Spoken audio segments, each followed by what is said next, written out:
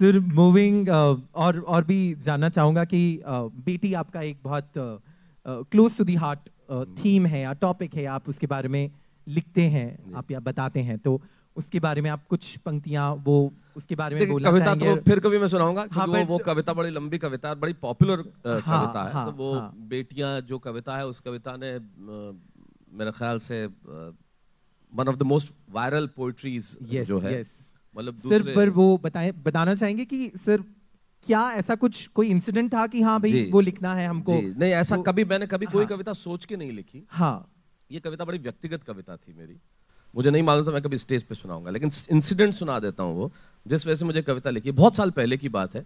आप जानते हैं टेलीविजन में जो शो करते हैं हम लोग, तो हमारे पास समय के अलावा सब कुछ होता है। और एक जमाना ऐसा था जब मैं बहुत सारी चीजें एक साथ कर रहा था, खूब सारे शोज जिसमें तो सब कुछ था लेकिन वक्त नहीं था। My daughter was very young और वो जोधपुर में उस वक्त थी, अब तो विदेश में रहती है, अब तो ग्रेजुएट हो रही है वो इस महीने। तो और मैं उदयपुर किसी शो के लिए गया था, तो उसने मुझे कॉल किया। ये कविता क्यों लिखी गई बस उतना सा बता देता हूँ। शी कॉल्ड मी, वो मुझे बब्बू बुलाती है, बब्बू वेयर आर यू? मैंने कहा मैं उदयपुर में हूँ। तो क्या आप जोधपुर आ रहे हैं मुझसे मिलने? मैंने कहा नहीं, मेरे को शूट है, शाम को पहुंचना है मुंबई और नाइट शूट है, तो मैं नहीं आ पाऊंगा। उसने फोन रख दिया। फिर पता नहीं उसने कहाँ सुना होगा या क्या किया होगा, आई डोंट नो, कैसे उसके दिमाग में आया मुझे नहीं पता। उसने मुझे वापस फोन किया, बोले आप शूटिंग करते हैं तो आप एक दिन का क्या चार्ज करते हैं? तो मैंने कहा क्यों सवाल कर रही हो तुम?